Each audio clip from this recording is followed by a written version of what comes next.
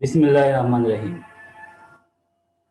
প্রিয় শিক্ষার্থীবৃন্দ, আসসালামু আলাইকুম। আশা করি সবাই ভালো আছো। আমি আল মাহমুদ, প্রভাষক পদার্থবিজ্ঞান বিভাগ, পল্লবী মহিলা ডিগ্রি কলেজ। শিক্ষার্থীরা, আমি তোমাদের পদার্থবিজ্ঞানের দ্বিতীয় পত্রের তৃতীয় অধ্যায় অর্থাৎ স্থির তড়িৎ এই অধ্যায়ের উপর ক্লাস দিচ্ছিলাম। সর্বশেষ ক্লাসে আমি এই অধ্যায়ের উপর প্রথম ক্লাসটি নিয়েছিলাম, তোমরা জানো। প্রথম ক্লাসে আমি কুলম্বের সূত্র এবং এই সংক্রান্ত আরো কিছু সূত্র এবং একটা গাণিতিক সমস্যা কিভাবে সমাধান করা যায় সেগুলো দেখিয়েছিলাম। আজকে এই অধ্যায়ের পরবর্তী অংশে আমরা যাব। আজকে আমরা এই স্থির তড়িৎ অধ্যায়ের উপরেই দুইটি বিষয় নিয়ে আলোচনা করব। তাদের একটি বিষয় হচ্ছে তড়িৎ বিভব এবং ধারকত্ব। তো শিক্ষার্থীরা, আজকে আমাদের আলোচনার বিষয় তাহলে কি? তড়িৎ বিভব এবং ধারকত্ব। তাহলে আজকে আমরা আলোচনার মূল বিষয়টা প্রথমে লিখে নিই। প্রথমে আমরা যেটা আলোচনা করব সেটা হচ্ছে তড়িৎ বিভব। তাহলে আমরা প্রথমে লিখে নিব তড়িৎ বিভব।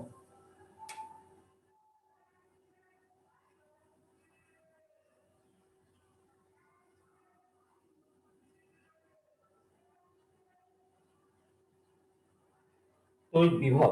তাহলে শিক্ষার্থীরা, আমাদের আজকে আলোচনার প্রথম অংশটা হচ্ছে তড়িৎ বিভব নিয়ে।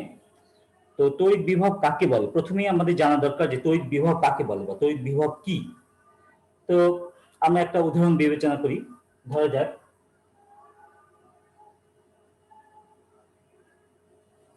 এটা একটা প্লাস কিউ চার্জ, একটা বেশ বেশি পরিমাণ চার্জ, প্লাস কিউ চার্জ। এই চার্জিত বস্তুটা তার চারপাশে একটা তড়িৎ ক্ষেত্র সৃষ্টি করবে, তার চারপাশে একটা নির্দিষ্ট এলাকা জুড়ে একটা তড়িৎ ক্ষেত্র সৃষ্টি করবে। তো ধরা যাক এর চারপাশে এরকম একটা এলাকা জুড়ে ওই চার্জিত বস্তুটা একটা তড়িৎ ক্ষেত্র সৃষ্টি করলো। এখন এই তড়িৎ ক্ষেত্রের ভিতরে, তড়িৎ ক্ষেত্রের অভ্যন্তরে যে কোনো একটা বিন্দুতে আমরা যদি তড়িৎ বিভব নির্ণয় করতে চাই, তাহলে আমাদের কি করতে হবে? আমাদের এই তড়িৎ ক্ষেত্রের বাইরের যে কোনো একটা বিন্দু থেকে, এমনি সংজ্ঞার মধ্যে বলা হয় কি যে অসীম দূর থেকে। আসলে বাস্তবে তো অসীম দূর থেকে কোনো চার্জটা আনা সম্ভব না। অসীম দূর থেকে বলতে বোঝানো হয় যে তড়িৎ ক্ষেত্রের বাইরের কোনো স্থান থেকে, তড়িৎ ক্ষেত্রের বাইরের কোনো স্থান থেকে একটা প্লাস 1 কুলম্ব চার্জকে তড়িৎ ক্ষেত্রের ভেতরে যে কোনো একটা বিন্দুতে, তড়িৎ ক্ষেত্রের ভেতরে যে কোনো একটা বিন্দুতে যদি আমরা আনতে চাই, এই যে এখান থেকে আমরা এখানে আনবো, আনতে আমাদের যে পরিমাণ কাজ করতে হবে, এই বিন্দুতে আনতে আমাদের যে পরিমাণ কাজ করতে হবে সেটাকেই বলা হবে এই বিন্দুর তড়িৎ বিভব। আবারও কথাটা বলি, এরকম একটা চার্জ, সে তার চারপাশে একটা তড়িৎ ক্ষেত্র সৃষ্টি করলো। এই তড়িৎ ক্ষেত্রের ভেতরে যদি কোনো একটা বিন্দুতে আমরা তড়িৎ বিভব নির্ণয় করতে চাই, আমাদের কি করতে হবে? আদর্শ সংজ্ঞা অনুযায়ী অসীম দূর থেকে এই প্লাস 1 কুলম্ব চার্জটাকে আনতে হবে। আসলে অসীম দূর থেকে আনার প্রয়োজন নাই, তড়িৎ ক্ষেত্রের বাইরের যে কোনো একটা জায়গা থেকে এই প্লাস 1 কুলম্ব চার্জটাকে তড়িৎ ক্ষেত্রের ভেতরে যে কোনো একটা বিন্দুতে যদি আমরা আনি, তখন আমাদের যে পরিমাণ কাজ করতে হবে সেটাই হবে ওই বিন্দুর তড়িৎ বিভব। তাহলে সংজ্ঞাটা আমরা বলবো এভাবে যে অসীম দূর থেকে অথবা শূন্য বিভবের কোনো স্থান থেকে। শূন্য বিভবের স্থানটার কথা এই জন্যই বলা হলো যে তড়িৎ ক্ষেত্রের বাইরেই মানেই হচ্ছে সেখানে বিভব শূন্য। তড়িৎ ক্ষেত্রের বাইরে যে কোনো বিন্দু, এই বিন্দুতে কোনো তড়িৎ ক্ষেত্র নাই, তড়িৎ ক্ষেত্রের বাইরে যেহেতু, কাজে ওই বিন্দুর বিভব হলো শূন্য। এই জন্য এইভাবে বলা হচ্ছে, দুইভাবে বলা হচ্ছে কথাটা, যে অসীম দূর থেকে অথবা শূন্য বিভবের কোনো স্থান থেকে তড়িৎ ক্ষেত্রের মধ্যে কোনো একটা বিন্দুতে একটা প্লাস 1 কুলম্ব চার্জকে স্থানান্তর করতে, আনতে যে পরিমাণ কাজ করতে হয় তাকেই বলা হয়, তাকে কি বলা হয়? তাকে বলা হয় ওই বিন্দুর তড়িৎ বিভব, তাই না? তাকে বলা হয় ওই বিন্দুর তড়িৎ বিভব। সংখ্যাটা এভাবে বলবো যে অসীম দূর থেকে অথবা শূন্য বিভবের স্থান থেকে তড়িৎ ক্ষেত্রের ভিতরে কোন একটা বিন্দুতে একটা প্লাস 1 কুলম্ব চার্জকে আনতে যে পরিমাণ কাজ করতে হয় তাকেই বলা হয় ওই বিন্দুর তড়িৎ বিভব। এই হচ্ছে তড়িৎ বিভব কাকে বলে, সংজ্ঞাটা আমরা জানলাম। এখন এই সংজ্ঞা থেকেই আমরা তড়িৎ বিভবের জন্য ছোট্ট একটা সমীকরণ বের করতে পারি। কিরকম? খেয়াল করে দেখো, যদি আমরা অসীম দূর থেকে প্লাস 1 কুলম্ব চার্জ না এনে আমরা যদি এখানে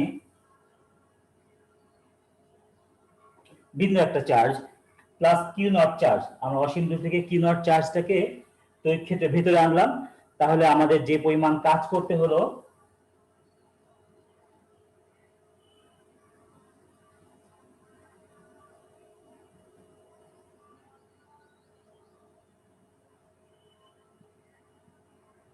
সেটা ধরা যাক ডাব্লিউ।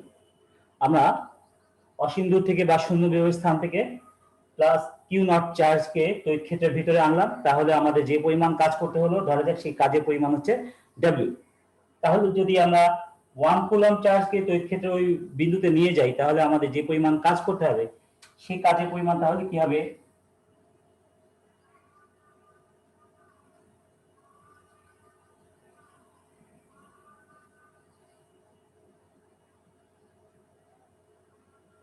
সেটা হবে ডাব্লিউ বাই কিউ নট, তাই না? এটা আমরা বলতে পারি। তাহলে কি হচ্ছে যে কিউ নট চার্জকে তড়িৎ ক্ষেত্রের ভিতরে ওই বিন্দুতে আনতে ডাব্লিউ পরিমাণ কাজ করতে হয়। তাহলে 1 কুলম্ব চার্জকে ওই বিন্দুতে আনতে কাজ করতে হবে ডাব্লিউ বাই কিউ পরিমাণ, ডাব্লিউ বাই কিউ নট এই পরিমাণ কাজ। তাহলে সংজ্ঞা অনুযায়ী এটাই হবে তড়িৎ বিভব, ওই বিন্দু তড়িৎ বিভব, এটাই হবে তড়িৎ বিভব। তাহলে আমরা বলতে পারি তড়িৎ বিভব সুতরাং তড়িৎ বিভব V equal to W by Q naught। আমরা বলতে পারি যে তড়িৎ বিভব V equal to W by Q naught। এটাই হচ্ছে তড়িৎ বিভবের জন্য একটা সমীকরণ। আমরা এখানে একটা সমীকরণ পেয়ে গেলাম। তো পুরো বিষয়টা আমি প্রথম থেকে আরেকবার বলি যে তড়িৎ বিভব কাকে বলে। একটা চার্জ তার চারপাশে তড়িৎ ক্ষেত্র সৃষ্টি করেছে, যে কোনো একটা চার্জিত বস্তু তার চারপাশে একটা তড়িৎ ক্ষেত্র সৃষ্টি করেছে। এই তড়িৎ ক্ষেত্রের মধ্যে যে কোনো একটা বিন্দুর তড়িৎ বিভব নির্ণয় করতে গেলে আমাদের কি করতে হবে, অসীম দূর থেকে বা তড়িৎ ক্ষেত্রের বাইরের কোনো বিন্দু, যে বিন্দুর বিভব শূন্য অর্থাৎ শূন্য বিভবের স্থান থেকে 1 কুলম্ব চার্জকে প্লাস 1 কুলম্ব চার্জকে তড়িৎ ক্ষেত্রের ভিতরে কোনো বিন্দুতে যদি আমরা আনতে চাই, তখন আমাদের যে পরিমাণ কাজ করতে হয় সেটাই হলো ওই বিন্দুর তড়িৎ বিভব, সেটাই হচ্ছে ওই বিন্দুর তড়িৎ বিভব। তাহলে আমরা এই সংজ্ঞা থেকে আমরা এভাবে বলতে পারি যে যদি ওই বিন্দুতে আমরা একটা কিউ নট চার্জকে ওই বিন্দুতে আনি, তখন যদি আমাদের কাজ করতে হয় ডাব্লিউ পরিমাণ, তাহলে 1 কুলম্ব চার্জকে আনতে গেলে কাজ করতে হবে ডাব্লিউ বাই কিউ নট পরিমাণ, আর 1 কুলম্ব চার্জকে আনতে যে পরিমাণ কাজ করতে হয় সেটাই হচ্ছে ওই বিন্দু তড়িৎ বিভব। কাজেই আমরা বলতে পারি যে তড়িৎ বিভব V equal to W by Q naught. তাহলে তড়িৎ বিভবের এটা একটা সমীকরণ পাওয়া গেল, V equal to W by Q naught. এই হচ্ছে তড়িৎ বিভব। তো শিক্ষার্থীরা আমরা এখানে তড়িৎ বিভব সম্পর্কে জানলাম। এখন তড়িৎ বিভবের জন্য একটা আদর্শ সমীকরণ আমরা বের করবো। এটা হলো সাধারণ একটা সমীকরণ, আমরা আদর্শ সমীকরণ যেটা সেটা বের করবো তড়িৎ বিভবের জন্য। তো এই অংশটা আশা করছি তোমরা লিখে নিয়েছো। তো তড়িৎ বিভবের জন্য একটা আদর্শ সমীকরণ যেহেতু আমরা বের করবো, আমরা এই অংশটা মুছে দেবো, আমরা এর পরবর্তী অংশে যাব। তো আমি মুছে দিচ্ছি।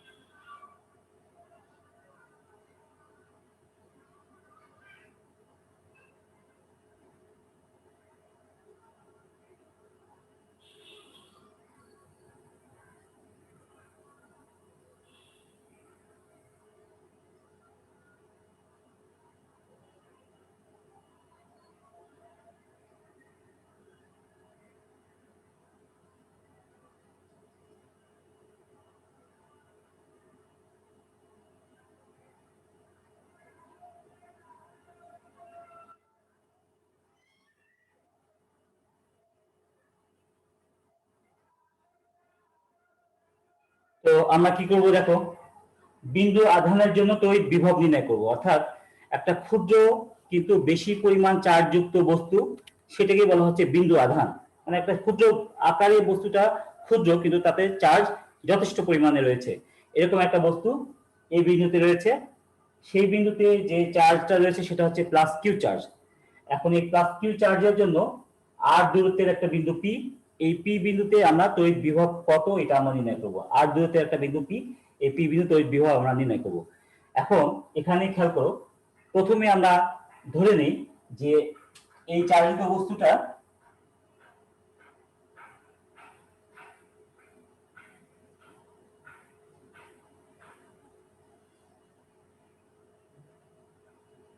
এই চার্জিত বস্তুটা থেকে এক্স দূরত্বে, যে কোনো একটা দূরত্ব, এই চার্জিত বস্তু থেকে এক্স দূরত্বে একটা +1 কুলম্ব চার্জ রাখা আছে কোন বিন্দুতে? এম বিন্দুতে।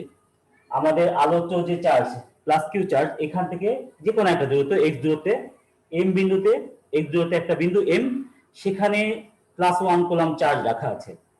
সেই +1 কুলম্ব চার্জকে এম থেকে অতি ক্ষুদ্র দূরত্ব ডিএক্স পরিমাণ সরিয়ে এম বিন্দুতে আনলাম।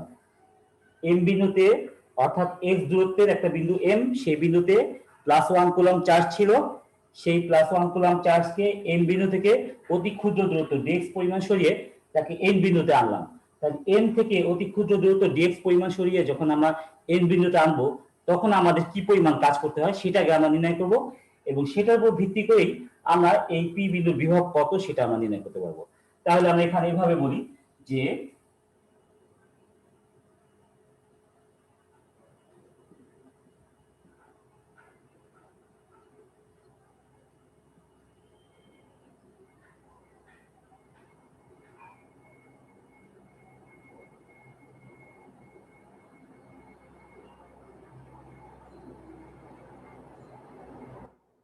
এভাবে বলতে পারি যে +1 কুলম্ব চার্জকে ডিএক্স দূরত্ব সরাতে কৃতকাজ, +1 কুলম্ব চার্জকে ডিএক্স পরিমাণ দূরত্ব সরাতে কৃতকাজ, ডিডব্লিউ সমান এফ ইন্টু টিএক্স। এটা আমরা জানি, কাজ সমান বল গুণন সমান এফ ইন্টু টিএক্স। এখন এফ সমান কি? এফ সমান হচ্ছে 1/4 pi epsilon naught into Q into 1/x² DX, তাই না? এটা তো বলা যায়। খেয়াল করো, এখানে এফ যেটা, এফ হচ্ছে কুলম্ব বল। কুলম্ব বল মানে এই +1 চার্জের সাথে +q চার্জের মধ্যে যে বিকর্ষণ বল কাজ করছে, সেই বলটাই হচ্ছে এফ। তো কুলম্বের সূত্র অনুযায়ী এফ সমান 1/4 pi epsilon naught into q1 q2/r², এরকম আমরা সূত্র শিখেছিলাম, যেখানে দূরত্ব হলো r আর চার্জ দ্বয় হলো কি q1 q2। কিন্তু এই ক্ষেত্রে চার্জ দুটিকে কি ধরেছি আমরা? একটা হচ্ছে +q আর একটা হচ্ছে +1। তাহলে 1/4 pi epsilon naught q into 1 by দূরত্ব স্কয়ার, দূরত্বটা হলো এখানে x, এইজন্য x²। তাহলে এটা হচ্ছে f এর মান ইনটু dx। এটা হচ্ছে আমাদের f এর মান হয়ে গেল। আমরা এটাকে ছোট করে লিখি 1/4 pi epsilon naught into q/x² dx। তো এখানে dw অর্থাৎ এই চার্জিত বস্তুটিকে এই dx পরিমাণ সরাতে কৃত কাজের পরিমাণ কত সেটা আমরা পেয়ে গেলাম। এখন এটার উপর ভিত্তি করে যদি আমরা এটাকে সমাকলন করি অর্থাৎ ইন্টিগ্রেশন করি, ইন্টিগ্রেশন করব কোথা থেকে কোথায়? অসীম দূর থেকে আর দূরত্ব এই সীমার মধ্যে যদি আমরা ইন্টিগ্রেশন করি, কারণ সংজ্ঞা অনুযায়ী বস্তুটিকে কোথা থেকে কোথায় আনতে হবে? অসীম দূর থেকে তড়িৎ ক্ষেত্রের ভেতরে যে কোনো একটা বিন্দু। আমরা এই ক্ষেত্রে ধরেছি বিন্দুটি আর দূরত্বে অবস্থিত, সেই কারণে আমরা এখানে এটাকে ইন্টিগ্রেশন করব বা সমাকলন করব কোন রেঞ্জের মধ্যে, কোন সীমার মধ্যে? অসীম থেকে আর, এই সীমার মধ্যে যদি সমাকলন করি তাহলেই ওই বিন্দুটার বিভব পেয়ে যাব। সুতরাং আমরা বলতে পারি, সুতরাং পি বিন্দুর বিভব v equal to integration of 1/4 pi epsilon naught into q/x² dx, যেখানে ইন্টিগ্রেশনের সীমা হচ্ছে অসীম থেকে আর, এই সীমার মধ্যে আমরা এটাকে ইন্টিগ্রেশন করব। তাহলে আমরা যদি ইন্টিগ্রেশন করে ফেলি কি হয় দেখো, আমরা এখানে এর পরের লাইনে এখানে যেগুলো ধ্রুবক, এই ধ্রুবক রাশিগুলোকে আমরা বাইরে নিয়ে আসতে পারি। ধ্রুবকগুলো বাইরে নিয়ে আসি। 1/4 pi epsilon naught into Q, এই Q 1/4 pi epsilon naught into Q এই পর্যন্ত হচ্ছে ধ্রুবক। আর ডি এর সাথে যেহেতু এক্স রয়েছে, তাহলে আমরা বুঝবো কি যে ডি এর সঙ্গে যেহেতু এক্স রয়েছে, এক্স সম্পর্কিত রাশিগুলো হচ্ছে পরিবর্তনশীল রাশি, সেগুলো ভিতরে থাকবে। তো এখানে 1/x² ছিল, 1/x² কে উপরে যদি আমরা নিয়ে আসি তাহলে আমরা কি লিখতে পারি? x⁻² লিখতে পারি, তাই না? x⁻² dx, যেখানে ইন্টিগ্রেশনের লিমিট হচ্ছে অসীম থেকে আর, তাহলে এই দ্বিতীয় লাইনটা খেয়াল করো, আমি আবার বলছি দ্বিতীয় লাইনে কি হচ্ছে 1/4πε0, এটা তো ধ্রুবক, অবশ্যই ধ্রুবক। আর তড়িৎ ক্ষেত্র সৃষ্টিকারী যে চার্জ কিউ, এটাও তো নির্দিষ্ট। তাহলে সেইগুলো ধ্রুবক হওয়ার কারণে আমরা ইন্টিগ্রেশনের বাইরে নিয়ে আসলাম। ছিল নিচে এক্স স্কয়ার, এটা উপরে নিয়ে আসলে এক্স টু দা পাওয়ার -2। এটা তো জানোই যে নিচে থেকে উপরে নিয়ে আসলে পাওয়ার মাইনাস হয়ে যায়, X to the power -2 DX. সীমাটা আগের মতোই আছে, অসীম থেকে আর। এই হলো দ্বিতীয় লাইনটা। এখন আমি এই উপরের লাইনগুলো মুছে দিই, আমি উপরের চিত্রটা মুছে দিই। তোমরা লিখে নিয়েছো নিশ্চয়, অথবা আমি একটা কাজ করি, আমি ডান দিকে লিখি। এরপরের লাইনগুলো আমি ডান দিকে লিখছি, তোমরা খেয়াল করো, ডান দিকে লিখছি আমি। V সমান 1/4πε0 ইন্টু কিউ। এখানে এক্স টু দ্য পাওয়ার কত, -2। তো ইন্টিগ্রেশনের নিয়ম তোমাদের নিশ্চয়ই মনে আছে যে এক্স এর উপরে পাওয়ার যা থাকে তার সাথে এক যোগ হবে এবং সেই পাওয়ার দিয়ে ভাগ হবে।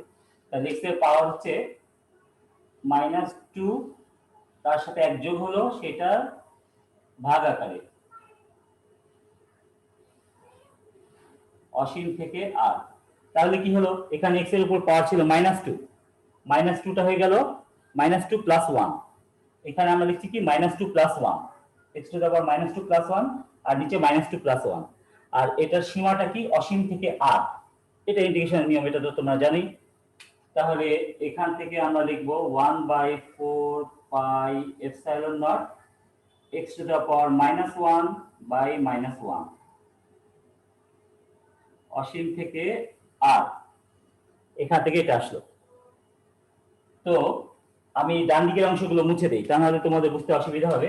এই জন্য আমি মুছে দিচ্ছি ডান দিকের অংশগুলো। এখানে খেয়াল করো যে এই নিচের লাইনের পরে আমি এখানে লিখেছি, জায়গা কম থাকার কারণে আমাকে এরকম ভাবে লিখতে হয়েছে। তাহলে এখান থেকে শেষ করে আমি এখানে গিয়েছি, তো আমি ডান দিকের অংশগুলো মুছে দিই, তাহলে তোমাদের বুঝতে সুবিধা হবে।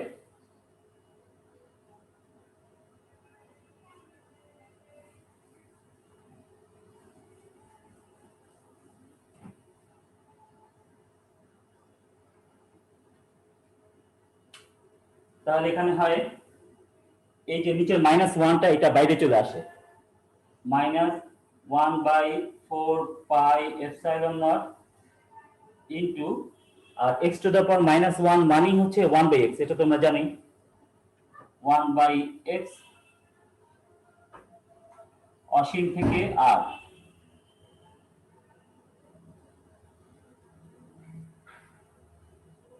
এখন এই সীমা বসানোর নিয়ম কি, রেঞ্জ সীমা যেটা, এটা বসানোর নিয়ম হচ্ছে আপার লিমিট আগে লিখতে হবে, মাইনাস দিয়ে লোয়ার লিমিট। তো এখানে 1/r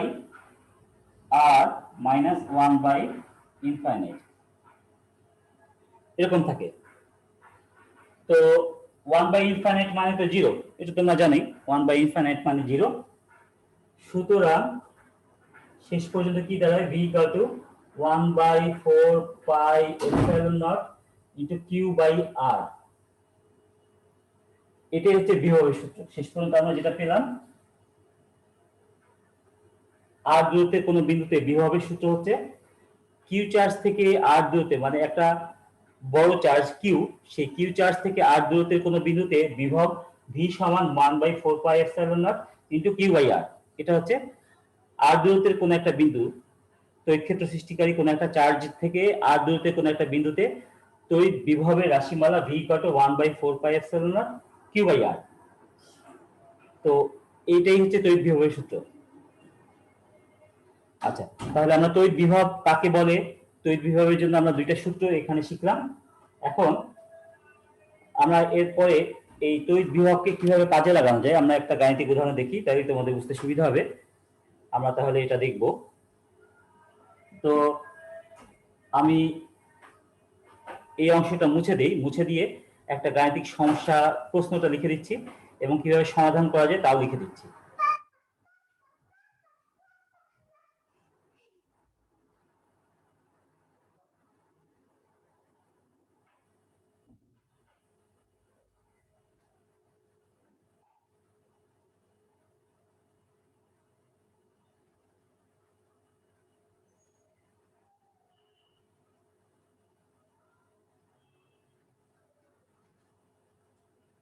আচ্ছা, তো তোমরা সূত্রটা নিশ্চয়ই লিখে নিয়েছো। আমি একটা প্রশ্ন লিখে দিই।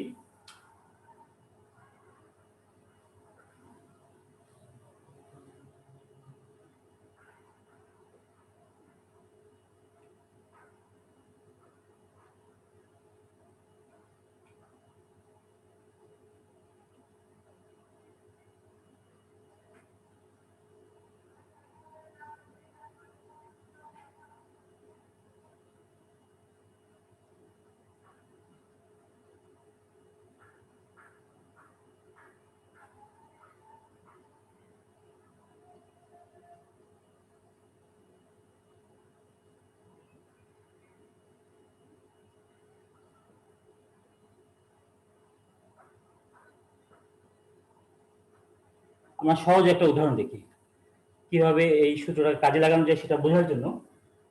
প্রশ্নটা দেখো, 50 কুলম চার্জ হতে 100 সেন্টিমিটার দূরে, 100 সেন্টিমিটার দূরের কোন বিন্দুর বিভব নির্ণয় করো। 50 কুলম চার্জ হতে 100 কুলম 100 সেন্টিমিটার দূরের কোন বিন্দুর বিভব নির্ণয় করো, এটা হলো আমাদের প্রশ্ন। তো আমরা দেখি সমাধান কিভাবে করা যায়। এখানে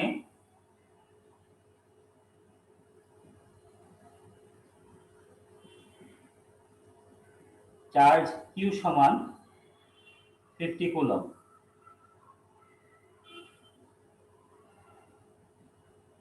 দূরত্ব আর সমান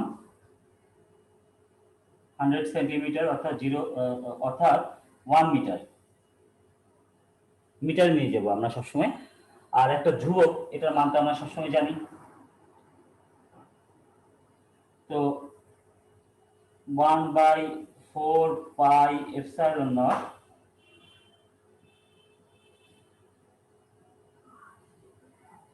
এটার মান হচ্ছে 9 × 10⁹ newton metre square per coulomb square. এককটা মনে রাখবে সবাই। তো এটা একক হচ্ছে newton metre square per coulomb square, 1/4 pi epsilon naught এর মান। তো এখন এই মানগুলো আমাদের জানা আছে। এখন আমরা নির্ণয় করব কি, বিভব। তো এই বিভব বা বিভব বলা হয় বিভব ভি ইকুয়াল টু আর। তো আমরা জানি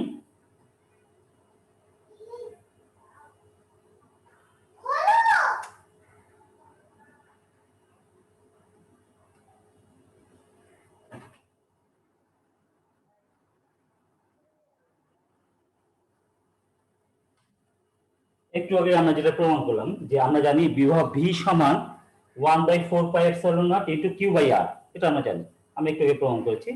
তো এখানে যদি আমরা মান বসিয়ে দিই তাহলে আমরা কি পাই,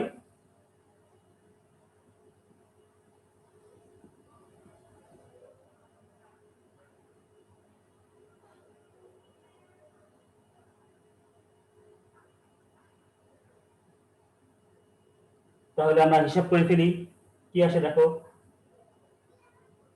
4.5 ইন্টু 10⁻11 ভোল্ট। তো বিভবের একক ভোল্ট, এটা অবশ্য আমার বলা হয়নি। তো বিভবের একক হচ্ছে ভোল্ট, এটা মনে রাখবে যে বিভবের একক হচ্ছে ভোল্ট। আচ্ছা, এই হচ্ছে এই সমস্যাটার সমাধান। কিভাবে সমাধান করা যায়, আমরা যে দ্বিতীয় সূত্রটা শিখেছি, আমরা ওই দ্বিতীয় যে সূত্রটা শিখেছিলাম সেই সূত্রের উপর ভিত্তি করে এই গাণিতিক সমস্যাটা কিভাবে সমাধান করা যায় সেটা আমরা দেখলাম। তো এখন আমরা এখানে যেটা দেখবো সেটা হচ্ছে যে ওই প্রথম যে সূত্রটা আমরা শিখেছিলাম ভি সমান W/Q, এই সূত্রটা কাজে লাগে কিভাবে আমরা গাণিতিক সমস্যা সমাধান করতে পারি সেরকম একটা উদাহরণ আমরা দেখি। তাহলে এটা নিশ্চয়ই তোমরা বুঝতে পেরেছো। আমি এটা মুছে দেব, কাজেই তোমরা তুলে দিও। তো আশা করছি তোলা হয়েছে।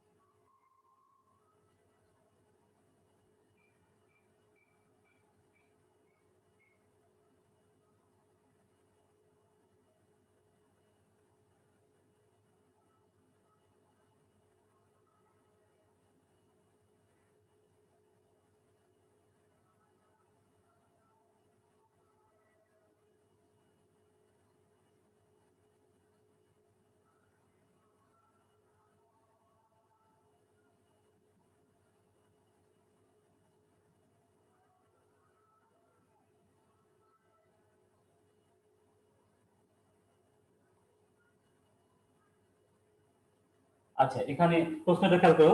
এখানে কি বলা হচ্ছে, 20 কুলম চার্জের 20 কুলম, 20 কুলম চার্জের একটি বস্তুকে, 20 কুলম চার্জের একটি বস্তুকে তড়িৎ ক্ষেত্রে, তড়িৎ ক্ষেত্রের মধ্যে, তড়িৎ ক্ষেত্রের মধ্যে কোনো বিন্দুতে আনতে 20,000 জুল, 20,000, 20,000 জুল কাজ করতে হয়। ওই বিন্দুর বিভব কত? 20,000 জুল কাজ করতে হয়, ওই বিন্দুর বিভব কত? এটা হলো আমাদের প্রশ্ন। তো আমরা প্রথম যে সূত্রটা শিখেছিলাম বিভবের জন্য, এই সূত্রটা কাজে লাগিয়ে আমরা এই সমস্যাটা সমাধান করতে পারি। তাহলে দেখো কিভাবে লেখা যায়।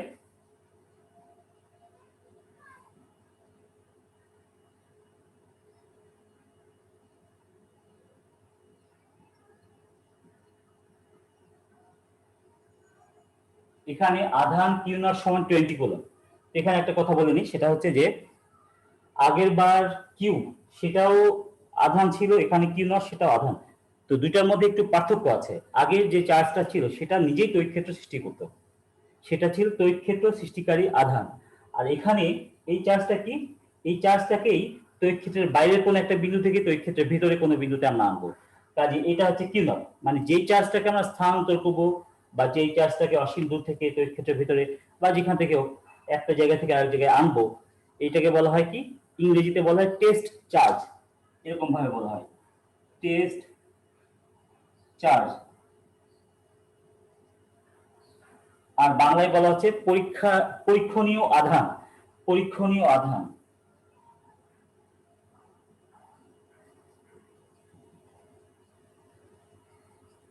তো যেই চার্জটাকে আমরা স্থানান্তর করি এটাকে ইংরেজিতে বলা হয় টেস্ট চার্জ, বাংলা বলা হয় পরীক্ষণীয় আধান। এই পরীক্ষণীয় আধান যেটাকে নড়াচড়া করা হচ্ছে এটাকে সবসময় আমরা কিউ নট দিব। আর যে চার্জটা তড়িৎ ক্ষেত্র সৃষ্টি করবে, যে মূল চার্জ তড়িৎ ক্ষেত্র সৃষ্টি করবে, তাকে সবসময় আমরা কিউ লিখবো, এটা মনে রাখবে। নাহলে কিন্তু সূত্রের গন্ডগোল লেগে যাবে, ওলট পালট হয়ে যাবে। তো ঠিক আছে, আমরা এরপরে দেখি কি লেখা যায়।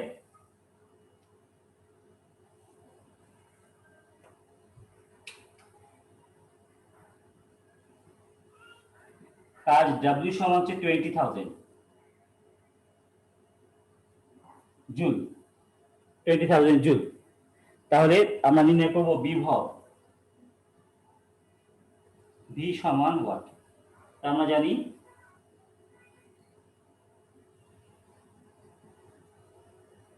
ভি সমান ডব্লিউ বাই কিউ নট, আমরা জানি ভি সমান ডব্লিউ বাই কিউ নট। এখানে মান বসিয়ে দেব। ডব্লিউ হলো 20,000 বাই কিউ নট হলো 20। এটার একক হবে, এটার একক হবে ভোল্ট, বিভবের একক মানেই ভোল্ট। যদিও অনেক সময় জুল পার কুলম এই অর্থে লেখা হয় যে ডব্লিউ বাই কিউ নট, তো ডব্লিউ এর একক হচ্ছে জুল, কাজের একক জুল। আর কিউ বা কিউ নট এটার একক হচ্ছে চার্জের একক কুলম, এই জন্য জুল পার কুলম লেখা হয় অনেক সময়। তো জুল পার কুলম লিখি বা ভোল্ট লিখি একই কথা। তো আমরা ভোল্টই লিখবো, এক এক জায়গায় এক এক রকম লেখার কোনো প্রয়োজন নেই। এমনিতে এটা মনে রাখবে যে অনেক সময় এই বিভবের এককে জুল পার কুলম্ব বলা হয়, একই কথা।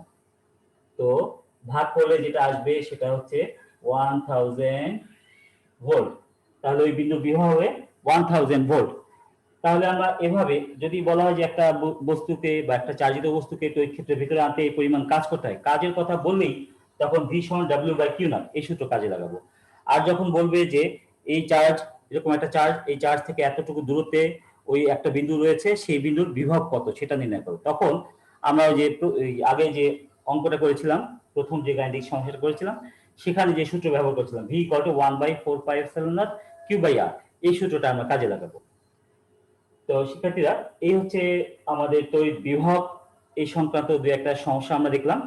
এখন তড়িৎ বিভবটা বিভিন্ন ভাবে হতে পারে। আমরা একটা চার্জিত গোলক নিলাম, মানে একটা চার্জিত বল, সেটা লোহার হতে পারে বা যে কোনো ধাতুর তৈরি হতে পারে। একটা চার্জিত গোলক নিলাম, এই চার্জিত গোলকের পৃষ্ঠে বিভব কত আমরা কিভাবে নির্ণয় করবো সেটার আমরা সূত্র দেখবো এখন। তো আমি এটা মুছে দেই। তাহলে চার্জিত গোলক, তার পৃষ্ঠে বিভব, তার অভ্যন্তরে কোনো বিন্দুর বিভব, এগুলো আমরা কিভাবে নির্ণয় করবো সেটা আমরা দেখবো এখন।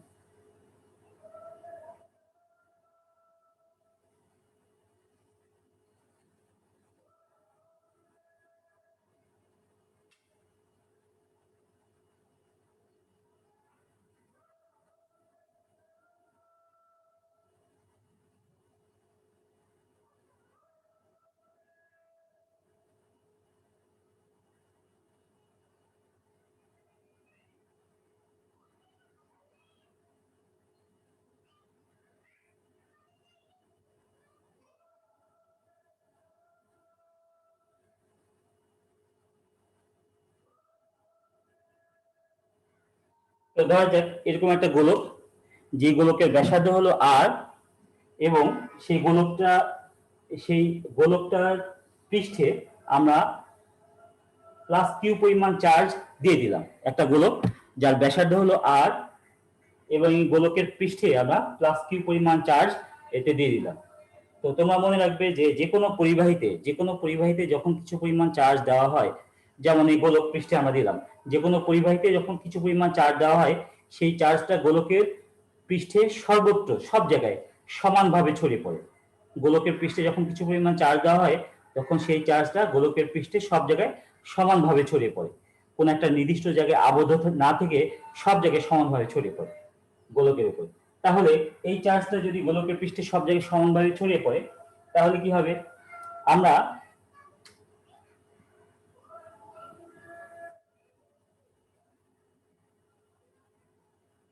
তড়িৎ বলরেখা তড়িৎ বলরেখা সম্পর্কে এসএসসিতে শিখে এসেছি। তড়িৎ বলরেখা মানে কি, যে কোনো একটা চার্জিত বস্তু থেকে এক ধরনের বলরেখা নির্গত হয়, যার মাধ্যমে ওই চার্জিত বস্তুটা আকর্ষণ বল বা বিকর্ষণ বল প্রয়োগ করতে পারে, তাদেরকে বলা হয় তড়িৎ বলরেখা। তো তড়িৎ বলরেখার সম্পর্কে তোমরা কিছুটা ধারণা পেয়েছো। তো তড়িৎ বলরেখার বৈশিষ্ট্য নিশ্চয়ই এটাও জানো যে, যেই চার্জিত বস্তুর পৃষ্ঠ থেকে তড়িৎ বলরেখাগুলো নির্গত হবে, সেই তড়িৎ বলরেখাগুলো ওই চালিত বস্তুর পৃষ্ঠ থেকে লম্বভাবে বের হবে, ওই পৃষ্ঠ থেকে লম্ব বরাবর বের হবে, লম্ব বরাবর সোজা বাইরের দিকে বের হবে। তাহলে এই গোলকের পৃষ্ঠে যদি আমরা কিউ পরিমাণ চার্জ দিয়ে দিই, সেই চার্জগুলো যদি গোলকের পৃষ্ঠ থেকে লম্বভাবে চারদিকে ছড়িয়ে পড়ে, তাহলে ওই বলরেখাগুলো কিভাবে যাবে, গোলকের পৃষ্ঠ থেকে লম্ব বরাবর সোজা এদিকে, লম্ব বরাবর সোজা এদিকে, সোজা এদিকে, এদিকে,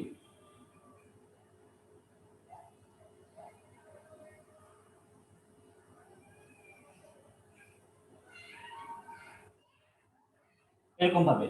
তো আমরা যেটা একটু বললাম যে, যে কোনো চার্জিত বস্তু থেকে যখন তড়িৎ বলরেখাগুলো নির্গত হয়, তখন তড়িৎ বলরেখাগুলো ওই চার্জিত বস্তুর পৃষ্ঠ থেকে লম্বভাবে সোজা বাইরের দিকে ছড়িয়ে পড়ে। তাহলে সেই কথা অনুযায়ী আমরা বলতে পারি কি, যে এই চার্জিত বস্তু অর্থাৎ এই যে গোলকটা, এই গোলকের পৃষ্ঠে যদি আমরা কিউ পরিমাণ চার্জ দিই, প্লাস কিউ পরিমাণ চার্জ দেই, এই চার্জগুলো গোলকের পৃষ্ঠ থেকে সোজা লম্বভাবে চারদিকে ছড়িয়ে পড়বে। এখন খেয়াল করে দেখো যে, আমরা যদি এই তড়িৎ বলরেখাগুলো পিছনের দিকে বর্ধিত করি, এদেরকে পিছনের দিকে বর্ধিত করি, তাহলে এরা নিশ্চয় গোলকের কেন্দ্রে গিয়ে মিলিত হবে। তো গোলকের কেন্দ্রে গিয়ে মিলিত হবে, কারণ তড়িৎ বলরেখাগুলো সব গোলকের পৃষ্ঠ থেকে যেহেতু লম্বভাবে নির্গত হয়েছে, এই তড়িৎ বলরেখাগুলো সব গোলকের কেন্দ্রে মিলিত হবে। আচ্ছা, এত কিছু বলার কারণটা কি সেটা আমি বলছি। যে আমরা তড়িৎ বিভবের সূত্র শিখেছিলাম কি, ভি সমান 1/4πε0 ইন্টু কিউ বাই আর। এখানে এই গোলক পৃষ্ঠ, যেটা এই গোলকের পৃষ্ঠে আমরা মোট মাঠ যে চার্জ দিয়েছি, সেই মোট চার্জের পরিমাণ হচ্ছে কিউ। কিন্তু এই কিউ ঠিক আছে, এই পর্যন্ত ঠিক আছে, কিন্তু এই ক্ষেত্রে গোলকের পৃষ্ঠে বিভব নির্ণয় করতে গেলে আর অর্থাৎ দূরত্ব, সেটা আমরা কোনটা বিবেচনা করব, সেটা নির্ণয় করাটা এই ক্ষেত্রে মুশকিল হয়ে যায়। কেন?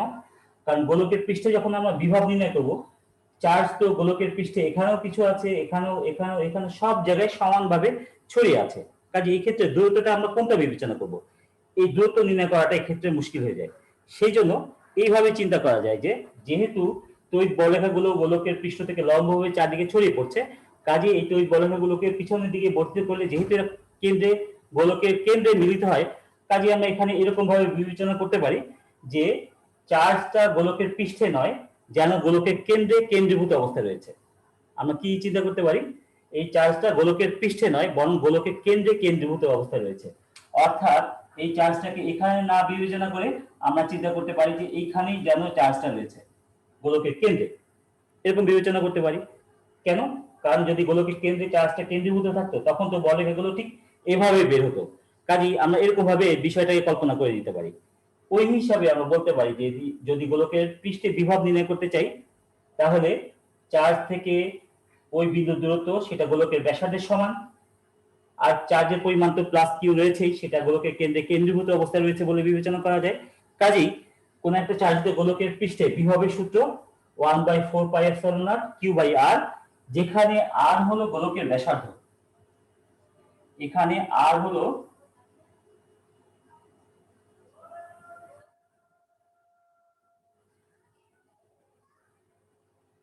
এখানে আর হলো গোলকের ব্যাসার্ধ। তাহলে এই হচ্ছে একটা চালিত গোলকের পৃষ্ঠে বিভব। চালিত গোলকের পৃষ্ঠে বিভব নির্ণয় সূত্র হচ্ছে এটা। তো শিক্ষার্থীরা, আমরা আজকে তাহলে কয়েকটা বিষয় জানলাম যে বিভব কাকে বলে, বিভব সংক্রান্ত দুইটা সূত্র আমরা শিখলাম।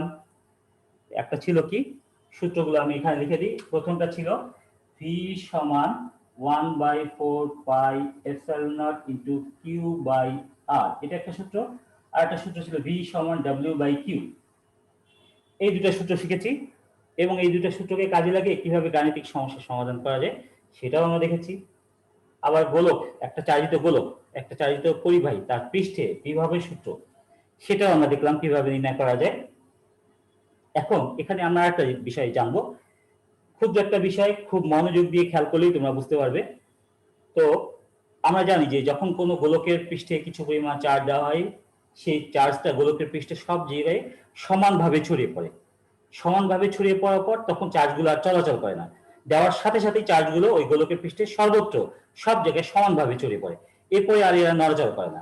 কাজেই আমরা যদি এরকম চিন্তা করি যে গোলকের ভিতরে যে কোনো একটা বিন্দু, ধরা যাক এই বিন্দুটার নাম পি, আর গোলকের পৃষ্ঠে একটা বিন্দু, সেই বিন্দুটার নাম কিউ, তাহলে এই দুইটা বিন্দু যদি বিবেচনা করি, এই দুইটা বিন্দুর মধ্যে বিভব পার্থক্য কত এটা যদি আমরা জানতে চাই, তাহলে আমরা কি বলতে পারি?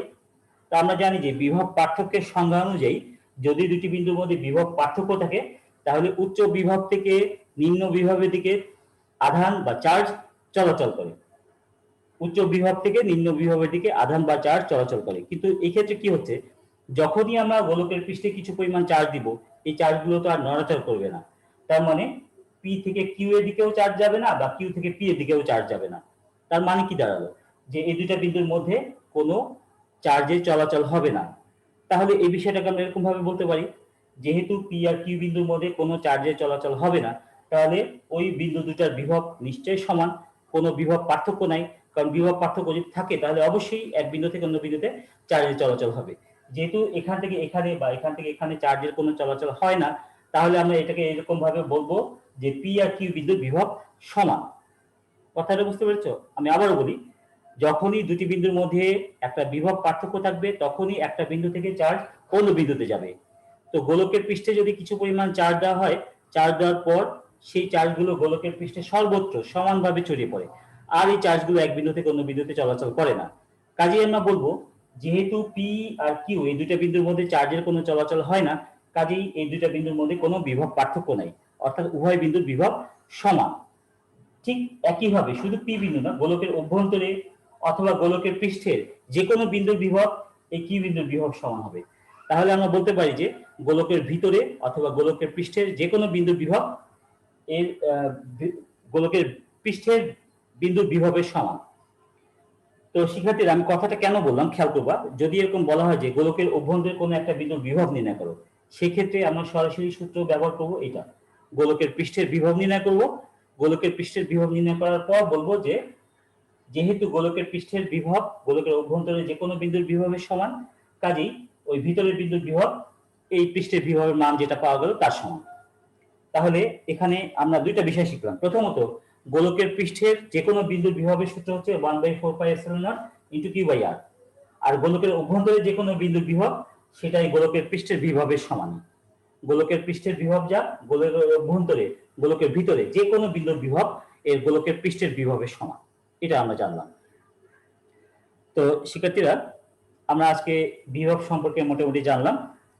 তো আশা করছি তোমরা আজকের ক্লাসটা বুঝতে পেরেছো। তো তোমরা অবশ্যই এই ক্লাসটা আর একটু মনোযোগ দিয়ে খেয়াল করবে। আর আরেকটা বিষয় তোমরা নিশ্চয়ই জানো যে তোমাদের জন্য সংক্ষিপ্ত সিলেবাস দেওয়া হয়েছে। এই সংক্ষিপ্ত সিলেবাসের মধ্যেও কিন্তু এই অধ্যায়টা রয়েছে। সেই জন্য আমি বলছি, যে কটা অধ্যায় থাকবে, যেহেতু সিলেবাসটা কমিয়ে দেওয়া হয়েছে, প্রত্যেকটা অধ্যায় তোমাদের ভালো করে পড়তে হবে। প্রত্যেকটা অধ্যায় একদম পুঙ্খানুপুঙ্খভাবে পড়তে হবে, কারণ সিলেবাস কমানো মানেই যে কোনো অংশ থেকে প্রশ্ন আসা। কাজেই এই ক্ষেত্রে তোমাদেরকে অবশ্যই আরো বেশি সতর্ক হতে হবে। আমি মনে করি যে সিলেবাস কমিয়ে দেওয়া সুবিধা যেমন, তেমন একটু অসুবিধা রয়েছে। তোমাদেরকে পড়ার পরিমাণটা আরো বাড়াতে হবে, প্রতিটা অংশ থেকে পড়তে হবে। তো শিক্ষার্থীরা, আজকে আমাদের ক্লাস এখানে শেষ হচ্ছে। পরবর্তী ক্লাসে আমন্ত্রণ জানিয়ে আমি এখানে ক্লাস শেষ করছি।